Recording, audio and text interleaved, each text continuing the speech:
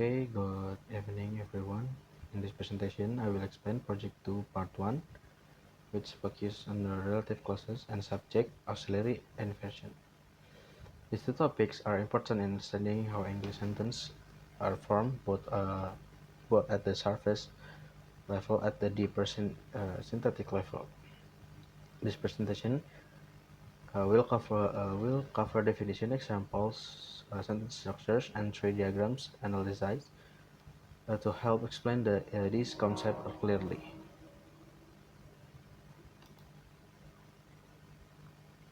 What is a relative clauses?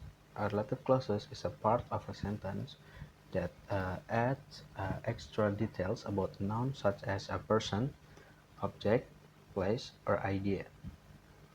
It is commonly introduced by a relative pronoun or a relative adverb. Relative words often use a who, whom, which, that, was, where, when. An example, my sister who studies abroad will return home soon.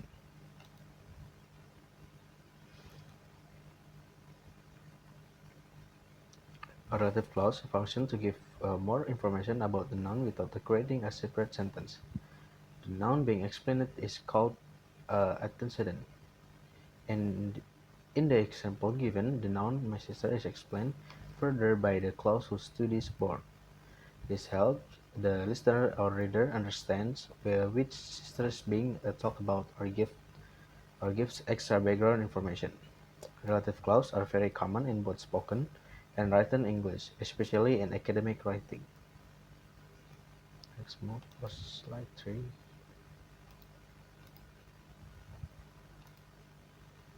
Okay, why do we use relative clauses? To give additional details about a noun, and to prevent unnecessary repetition to make a sentence clearer, smoother, and more natural. For examples, without relative clause, I have a friend, he lives in Bandung. With relative clause, I have a friend who lives in Bandung.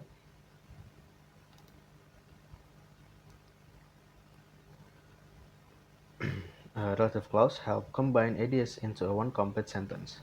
Instead of a repeating subject, we can attach additional information directly to the noun. This makes a sentence sound more fluent and organized in academic context. Relative clauses are often used to explain concepts, define terms, or give a specific details. Without relative clauses, writing may sound repetitive and disconnected. For the next slide, relative pronouns.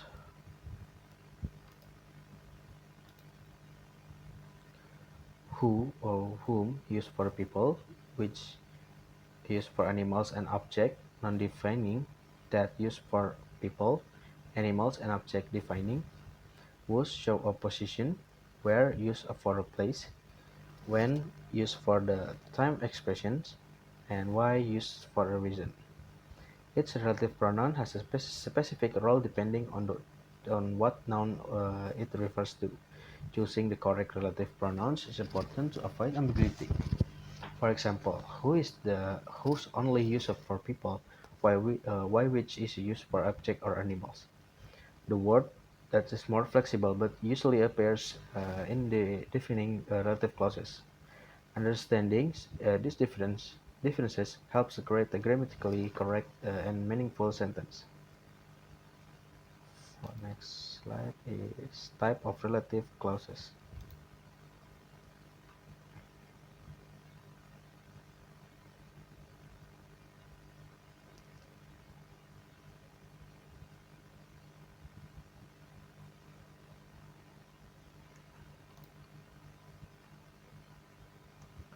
Type of relative clauses, defining relative clauses, provide important information about a noun.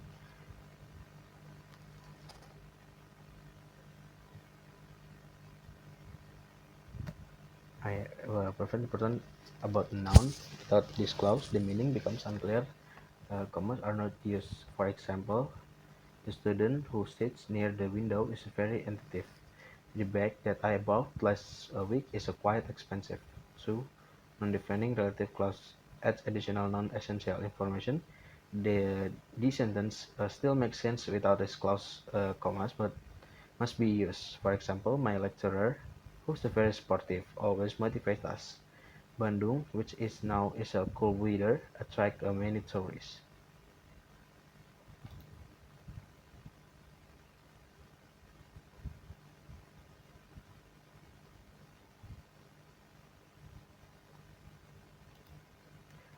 And next for what is a subject auxiliary inversion? Subject auxiliary inversion is a grammatical structure in English where the auxiliary verb such as be, or can is placed before the subject in a sentence. Normal order, you are tired. Inverted order, are you tired? Well, when is it used in English? This type of inversion in English, this type of inversion is used in the four main situation. The first one is asking question. Inversion is most commonly used when forming questions. Negative adverb at the beginning of a sentence. This happens when a sentence starts with a word like never, rarely, or seldom. Formal conditional sentence. Inversion can be used in informal conditional where the word is omitted, using so and neither. This structure is used to show agreement with a summon statement. Okay, forming question. To change a sentence into a question, we need to find an auxiliary verb first. Sentence, verb, subject plus verb, question, auxiliary plus sentence. She is studying. To is she studying? They have arrived. To have to they arrive. You will join us. To will you join us? Not if a sentence does not contain auxiliary verb in the simple present of a simple past, we add do, does, did to the form question. For example, he plays football. Does he plays football? Next is negative adverbials. When a sentence begins with a negative or limiting expression to create emphasis, this sentence structure must be inverted. A normal sentence: I had rarely heard such an interesting story. Inverted sentence: rarely had I heard so much interesting story. A common expression that trigger inversion: hardly or barely, seldom or rarely, not only but also. So another inversion is used to show that some condition or experience is shared by another person. Positive agreement. I loved coffee. So do I. Not so I do. For the negative agreement, I can swim. Neither can I. Not neither I can. And summary and key points. Subject auxiliary inversion or SAI is used from question or to create emphasis or more a formal tone. First, auxiliary principle. Only the first auxiliary verb is moved to the front of the sentence. Do support role. When no auxiliary verb appears in a sentence, we add do, does, or did. Importance of word order inversion shows that English does not always follows the basic subject verb object pattern. Okay, next is analyzing tree diagrams project part 2. In this part, we analyze sentence using the tree diagrams. The diagrams show how a sentence is structured syntactically. They help us understand how words are grouped into the phrase such as noun phrase, verb phrase, and propositional phrase. This analysis is useful for identifying deep structure, not just surface meaning.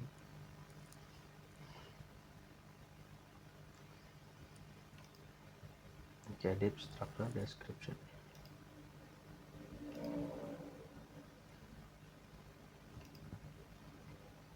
At the level of this structure, the sentence is a basic declarative construction or synthetic transformation take place.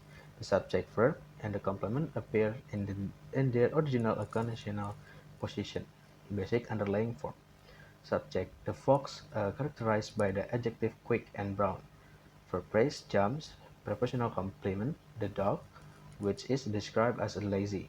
Interpretation at the deep structural level. The sentence conveys that a fox carries out the action of jumping across a dog. At the deep structure level, this sentence is a basic declarative sentence. No transformation have occurred yet. The subject performed the action, and the propositional phrases give additional information about where the action happens. This structure reflects the core meaning of the sentence before any synthetic change. Okay, deep structure explanation reward. At the deep structure level, the sentence includes a relative clause that provides additional information about the noun girl and the underlying structure. This relative clause appears in independent embed clause the modifying the main noun. Underlying representation, main clause the girl is dancing, embed clause is the girl is wearing a red dress. A deep structure interpretation, a girl is dancing and that some girls was wearing red dress. The relative pronouns is introduced later through synthetic transformation.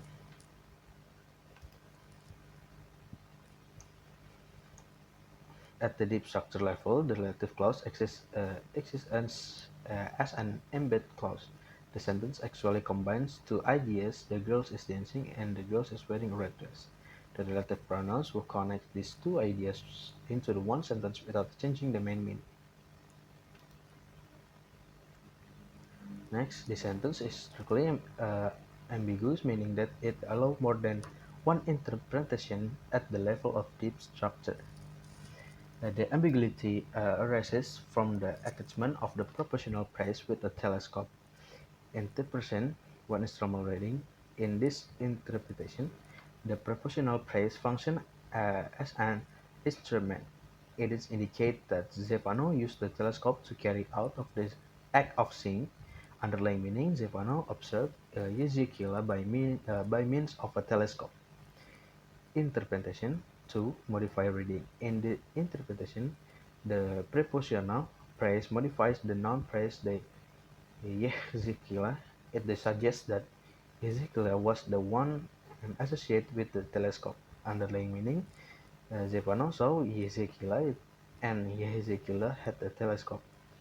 Conclusion. Although the surface structure of the sentence remains the same, the deep structure differs, which results the ambiguity of meaning. This sentence has two possible interpretations. The first interpretation, the telescope is used by subject as an instrument. In the second interpretation, the telescope belongs to the object. Even though the surface structure is the same, the deep structure are different, which causes ambiguity in the meaning. Next is the sentence include a complement clause introduced by a complement that at the deep structure level verb belief select a propositional complement as its object. Underlying representation main clauses she believes in something. In that clause that earth is round. Deep structure interpretation she holds a belief whose content is the proposition that the earth is round. The word that function as a marker and the embedded clause of and does not alter essential meaning of the sentence. The verb belief requires a complement to complete its meaning. Its meaning. That clause that earth is a round functions as the object of the verb. The word that does not add meaning but acts as synthetic marker of the embedded clause.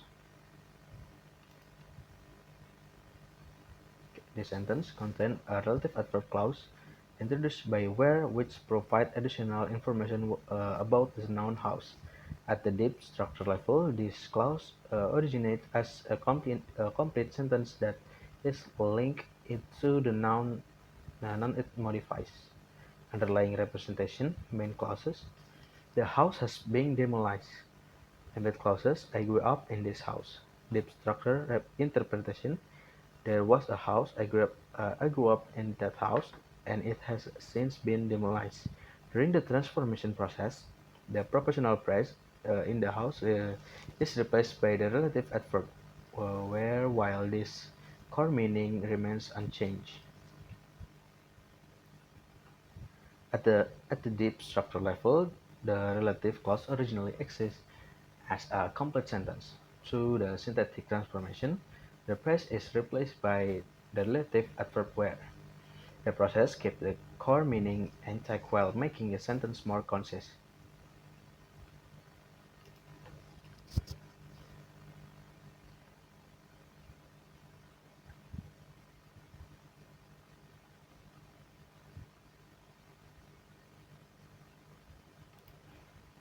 Okay, normally English follows a subject-verb order. However, in a sentence situation, the auxiliary verb moves before the subject. This structure is commonly used as question, emphasis, and formal expression.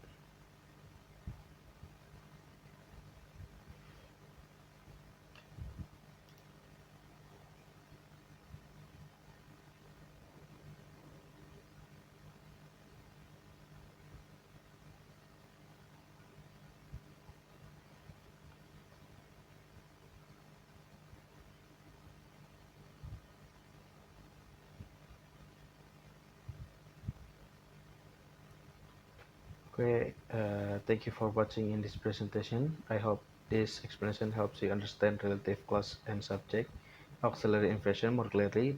Uh, that is the end of the presentation. Thank you.